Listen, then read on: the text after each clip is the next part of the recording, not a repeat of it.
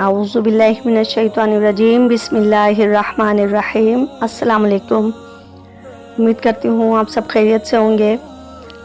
आज मैं आपके लिए जो प्रोग्राम लेकर हाजिर हुई हूँ ये एक टिपिकल मौजू है, लेकिन फिर भी हमारी सोसाइटी, हमारे माशरे को हर वक्त इस मौजू की ज़रूरत रहती है। जैसा कि हम सब जानते हैं कि हमारी सोसाइटी में ये एक आम रवैया है कि बेटों को बेटियों पर फ़ौक़ियत दी जाती है। आम तौर पर बेटा होने पर खुशी मनाई जाती है और बेटी पर मुंह बनाया जाता है। अगर अक़ल और फितरत और इस्लाम के लिहाज से लड़का लड़की से बेहतर है तो इस रवैये में कोई कबाहत नहीं है, लेकिन अगर ऐसा नहीं है और यकीनन नहीं है तो रवैये की इस्लाह ज़रूरी है। आइए इस मसले का संजीदगी से जायज़ा लेते हैं कि बेटा बेहतर है या बेटी। दोस्तों, अगर गौर किया जाए तो मालूम होता है कि ज़माना कदीम ही से बेटों को फ़ौक़ियत दी जाती रही है। इस तरजीह की कुछ माशी, समाजी और नफ्सियाती बुनियाद हैं। इंसान का इब्तिदाई दौर क़बाइल और ज़रई निज़ाम पर मुश्तमिल था। ग़िज़ा का हसूल या तो शिकार करने पर मुनहसर था, यानी उस ज़माने में लोग सिर्फ शिकार पर इन्हिसार करते थे, या फिर खेती बाड़ी के ज़रिए गल्ला उगाने पर। दोनों ही सूरतों में बड़ी तादाद में काम करने वाली लेबर फोर्स यानी मज़दूरों की ज़रूरत होती थी। इस तरह बेटे होने की सूरत में एक फ़र्द को मुफ्त के मज़दूर हाथ आ जाते और बेटी होने की सूरत में वो उन कमाऊ पूतों से महरूम रह जाता था।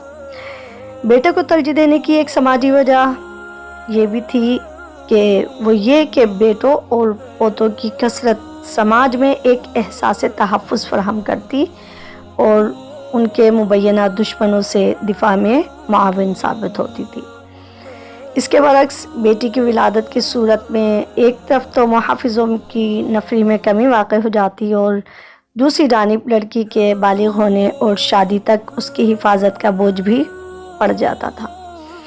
बहरहाल हुज़ूर अकरम सल्लल्लाहु अलैहि वसल्लम की आमद के बाद बेटा या बेटी के बेहतर होने के बातिल तस्वुरात ख़त्म हो गए। खुद इस बात से अंदाज़ा लगाइए कि प्यारे नबी सल्लल्लाहु अलैहि वसल्लम सैयदुल बशर, इमामुल अंबिया, खातमुन नबिय्यीन और हबीब खुदा को अल्लाह ताला ने बेटे भी दिए और बेटियां भी दी, लेकिन आप सल्लल्लाहु अलैहि वसल्लम के बेटे बचपन ही में वफ़ात पा गए, जबकि आपकी चारों साहिबजादियाँ रज़ियल्लाहु अन्हन बड़ी हुई और उन चारों से आप सल्लल्लाहु अलैहि वसल्लम की मोहब्बत किसी से ढकी छुपी भी नहीं है।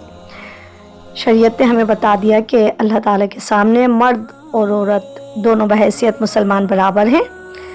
बरतरी सिर्फ़ और सिर्फ तक़वा के एतबार से है। हाँ, अलबत्ता दोनों में बहैसियत इंसान इंतज़ामी एतबार से मर्द को कुछ बरतरी औरत पर दी गई है, इसलिए कि ये दोनों अपनी तबई साख्त और ज़िम्मेदारियों की बिना पर मुख्तलिफ हैं और उनके हक़ूक़ और फ़राइज़ में फ़र्क पाया जाता है। कुरान पाक की सूरह शूरा में अल्लाह ताला इरशाद फरमाता है कि अल्लाह ही की हुकूमत है आसमानों और ज़मीन में, और वो जो चाहता है पैदा करता है। वो जिसे चाहता है निरी लड़कियां देता है और जिसे चाहता है निरे लड़के इनायत करता है, और जिसे चाहता है लड़के और लड़कियां मिला जुला कर देता है, और जिसे चाहता है बांझ कर देता है। वो सब कुछ जानने वाला और कुदरत वाला है। आइए जानते हैं अहादीस में बेटी की क्या अहमियत है। हज़रत इब्न अब्बास रज़ियल्लाहु ताला अन्हु फरमाते हैं कि रसूलुल्लाह सल्लल्लाहु अलैहि वसल्लम ने फरमाया, जिस मर्द की भी 2 बेटियां बालिग़ हो जाएं और वो उनके साथ हुस्न सलूक करे, मतलब खिलाए पिलाए और दीनी आदाब सिखाए, जब तक वो बेटियां उसके साथ रहें या वो मर्द उन बेटियों के साथ रहे और अपने हुस्न सलूक में कमी ना आने दे, तो ये बेटियां उसे ज़रूर जन्नत में दाखिल करवाएंगी। ये इब्न माजा की रिवायत है। दूसरी بھی ابن ماجہ ہی کی روایت ہے، جس میں حضرت عقبہ بن عامر فرماتے ہیں کہ میں نے رسول اللہ صلی اللہ علیہ وسلم کو یہ فرماتے ہوئے سنا ہے کہ جس کی 3 بیٹیاں ہوں اور وہ ان پر صبر کرے، جزا فضا نہ کرے کہ بیٹیاں ہیں، یعنی واویلا نہ مچائے یا شور نہ کرے کہ یہ بیٹیاں ہیں، اور انہیں کھلائے پلائے پہنائے اپنی طاقت اور کمائی کے مطابق، تو یہ 3 بیٹیاں بھی روز قیامت اس کے لیے دوزخ سے آڑ اور رکاوٹ کا سبب بن جائیں گی۔